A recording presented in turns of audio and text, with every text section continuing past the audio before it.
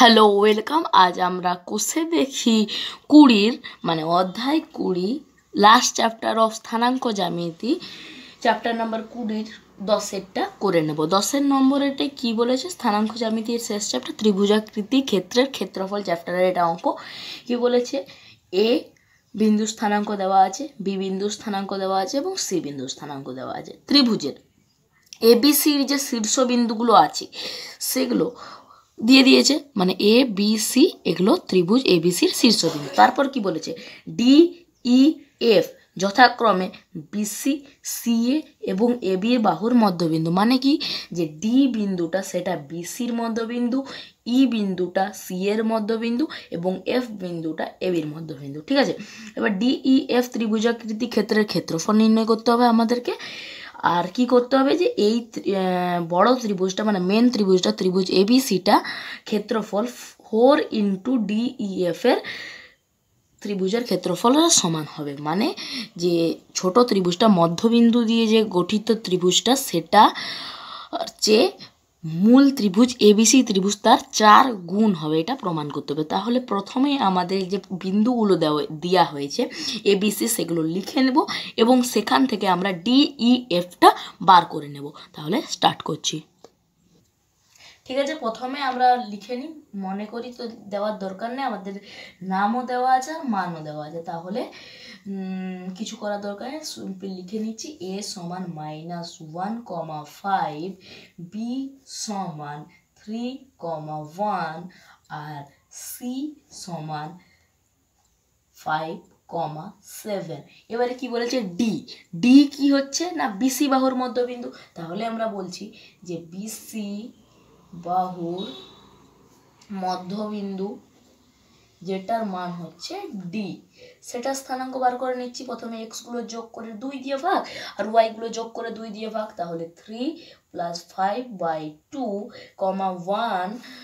1 + 7/2 হয়েছে একটা বিন্দু। অলওয়েজ ফার্স্ট ব্র্যাকেটের মধ্যে থাকবে। 3 আর 5 যোগ করলে 8/2 আর এটা হবে 7 আর 1 এ 8/2। তাহলে এটা হবে 4,4। তাহলে ডি বিন্দু স্থানাঙ্ক বেরিয়ে গেছে। এবারে আমরা কি করব না, ই বিন্দু। ই বিন্দু কি লেখা আছে না, সি এ। তাহলে লিখবো সি এ বাহুর মধ্যবিন্দু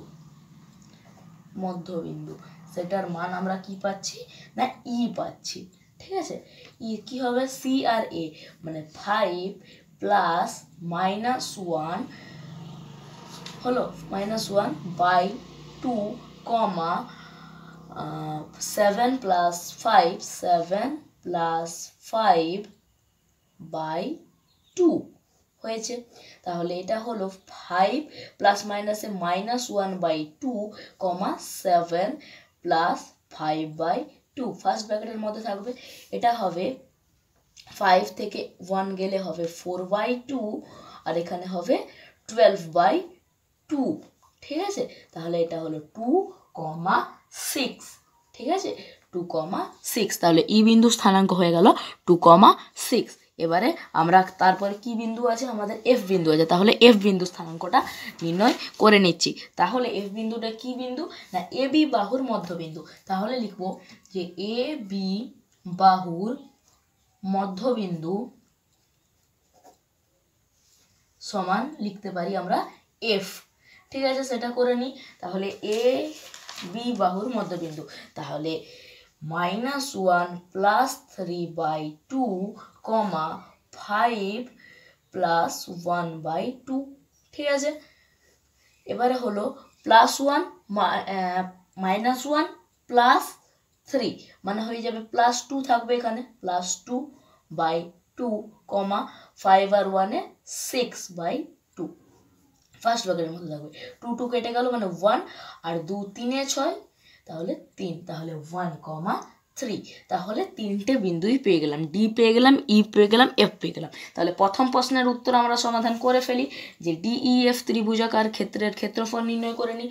অতএব ত্রিভুজ ডিইএফ এর ক্ষেত্রফল সমান, আমরা কোন ক্ষেত্রফলের সূত্র করব না, 1 2 3 যেটা আসবে সেই সূত্রটা করব।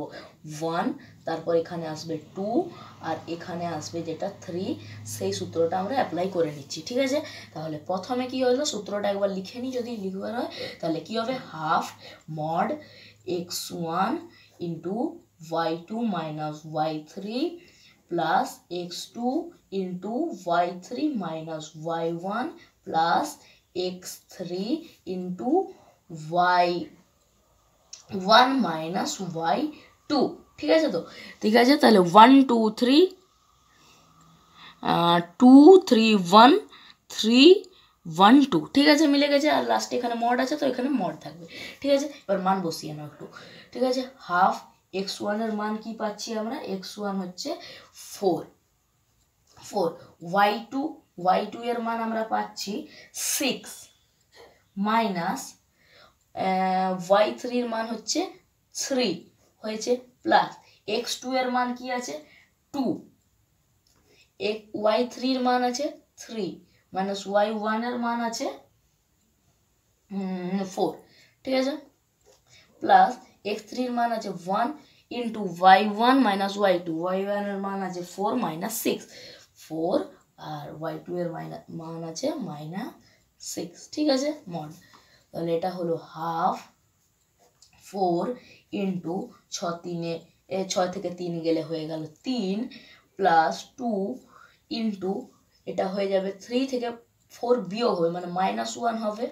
ঠিক আছে, প্লাস 1 ইন্টু এটাও মাইনাস হবে কারণ 4 মাইনাস 6 হচ্ছে মাইনাস 2 হলো। ঠিক আছে তো, তাহলে এটা হলো হাফ 4 3 12, এটা প্লাস 2 আর মাইনাস 1 মানে মাইনাস 1 হবে, মাইনাস 2 হবে, প্লাস মাইনাসে মাইনাস আর 2 1 কে 2, আর এখানেও প্লাস মাইনাসে মাইনাস প্লাস মাইনাসে মাইনাস। ঠিক আছে, 2 1 কে 2, তাহলে এখানে হাফ 12 থেকে 2 গেল মানে 12 থেকে 4 গেল মানে 12 থেকে 8 হয়ে যাবে, তাহলে থাকলো এখানে 8, তাহলে 8কে কেটে দিলে 4, অতএব 4 বর্গ একক, বর্গ দিতেই হবে, আর মিটার থাকলে মিটার, সেন্টিমিটার থাকলে সেন্টিমিটার, কিন্তু এখানে কিছু নাই তার জন্য বর্গ একক। এরপরে আমাদের বলেছে যে ত্রিভুজ এবিসি এটার 4 গুণ, তাহলে ত্রিভুজ এবিসির ক্ষেত্রফল নির্ণয় করে নিলে আমাদের ঝামেলা শেষ। তাহলে ত্রিভুজ এবিসির ক্ষেত্রফল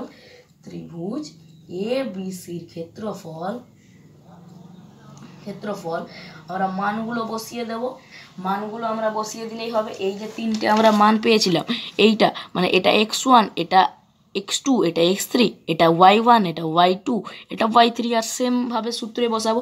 আমরা যে ওই মানটাও বসালাম সেটা, এইটা x1 হলো, এটা x2 হলো, এইটা সরি এটা x1 হলো, এটা y1 হলো, এটা x2 হলো, এটা y2 হলো, আর এখানে এটা x3 হলো, এটা y3 হলো। ঠিক আছে, এরপর ত্রিভুজ এবিসির ক্ষেত্রফলে সেম এইগুলো বসিয়ে নিচ্ছি, এই মানগুলো, এর মান, বি এর মান আর সি এর মান বসিয়ে নিচ্ছি। ঠিক আছে, বসিয়ে নিয়ে কি পাই দেখি না, হাফ মড x1 এর মান আছে -1, x1 এর মান আছে -1, তারপরে y2 মাইনাস y3 হয়ে গেল 1 মাইনাস 7। ঠিক আছে, প্লাস x2 এর মান আছে 3, আর y3 মাইনাস 2 এর মান আছে 7 মাইনাস 5, তারপরে প্লাস x3 এর মান আছে 5, আর x1 মাইনাস 2 এর মান আছে 5 মাইনাস 1। ঠিক আছে, এটা সলভ করে নিচ্ছি, তাহলে হাফ মড -1 ইন্টু এখানে মাইনাস হবে কারণ 7 থেকে +1 বিয়োগ হবে, তাহলে -6 প্লাস 3 ইন্টু 7 থেকে 5 গেলে 2 প্লাস 5 আর 5 থেকে 1 গেলে 4, 5 ইন্টু 4 মড পড়ে গেল, তাহলে হাফ এটা হবে প্লাস মাইনাস মাইনাসে প্লাস হবে, 6 1 6, 3 2 6, 5 4 20, তাহলে এটা হয়ে গেল হাফ 6 6 12, 12 আর 20 হয়ে গেল 32, তাহলে 32কে যদি 2 দিয়ে কেটে দিই তাহলে 16। এবার এই 16টাকে আমরা লিখতে পারি 4 ইন্টু 4। আবার আমরা এই 4-এর মানই আমরা আগের অঙ্কে পেয়েছিলাম, এই 4 মানেই হচ্ছে ত্রিভুজ DEF এর ক্ষেত্রফল। তাহলে এই 4টাকে রিপ্লেস করে আমরা এই 4টাকে রাখবো, এই 4টাকে রাখলাম, আর এই 4টাকে রিপ্লেস করে লিখে দিলাম ত্রিভুজ DEF রেখে দিলাম। তাহলে এটা 4 ইন্টু DEF। অতএব আমরা লিখতে পারি, এইটা মেন হচ্ছে মানে এই যে এলো, এটা কি হচ্ছে, এটা হলো ত্রিভুজ ABC। তাহলে ত্রিভুজ ABCর ক্ষেত্রফল হলো এইটা, ঠিক আছে, সমান 4 ইন্টু ত্রিভুজ DEF এর ক্ষেত্রফল। সেটাই আমাদের প্রমাণ করতে বলেছিল, এটাই হচ্ছে মেন ABCর ক্ষেত্রফল, আর সেটা হচ্ছে 4 ইন্টু DEF এর ক্ষেত্রফল। লাস্টে এটাই প্রমাণিত লিখতে হবে, ঠিক আছে, প্রমাণিত। প্রথমে DEF এর 3টে বিন্দু স্থানাঙ্ক বার করতে হবে, তারপর DEF ত্রিভুজের ক্ষেত্রফল, আর তারপর ABC ত্রিভুজের ক্ষেত্রফল বার করলেই আমরা একটা 4 পাবো আর একটা 4 4 16 পাবো। তাহলে অঙ্ক মিলে গেল। তাহলে থ্যাঙ্কস ফর ওয়াচিং।